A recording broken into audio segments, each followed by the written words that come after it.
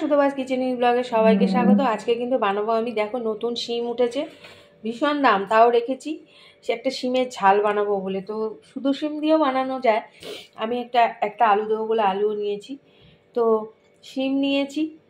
আর এখানে শিম, এটা বানাবো হচ্ছে নারকেল সর্ষে পোস্ত বাটায় শিমের ঝাল, একবার খেয়ে দেখো।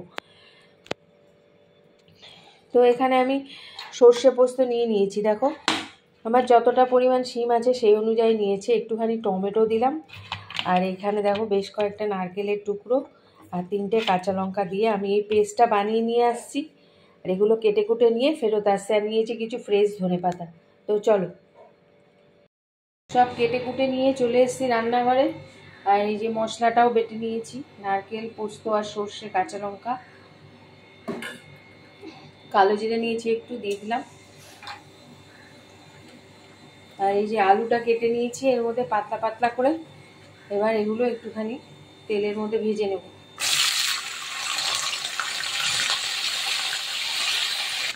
নুন আর হলুদ দিয়ে এটাকে একটু ভেজে নেব।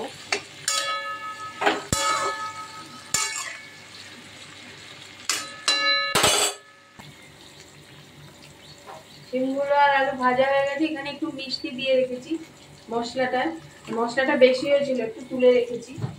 আমার জিনিস অনুযায়ী মশলাটা বেশি হয়ে গেছে। আর এতে কিন্তু আমি হলুদ দিয়ে ভেজেছি, আর হলুদ দেবো না, মশলাটা দিয়ে দিলাম।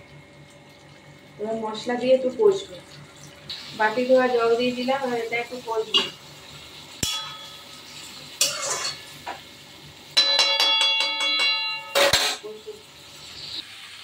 এটা কিন্তু কষে গেছে, জল দিয়ে দিলাম, তেল ছেড়ে বেরিয়ে এসছে। বেশি জল দেবো না, সিদ্ধ হয়ে গেছে।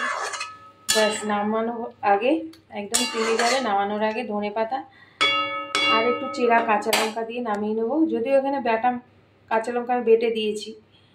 তো এটা ফুটুক, ঝোলটা কিন্তু একদম টেনে যাবে, তারপরে কিন্তু আমি ধনেপাতা দেবো।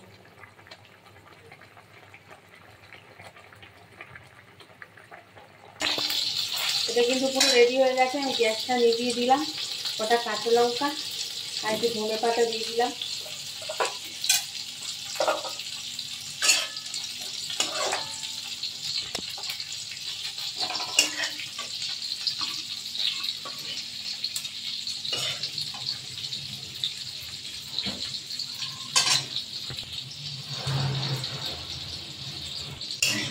তো সর্ষে পোস্ত নারকেলে আর কাঁচা লঙ্কা এই শিমের ঝাল তোমাদের কেমন লাগলো জানিও। যদি ভালো লাগে তাহলে একটু সাথে থেকো।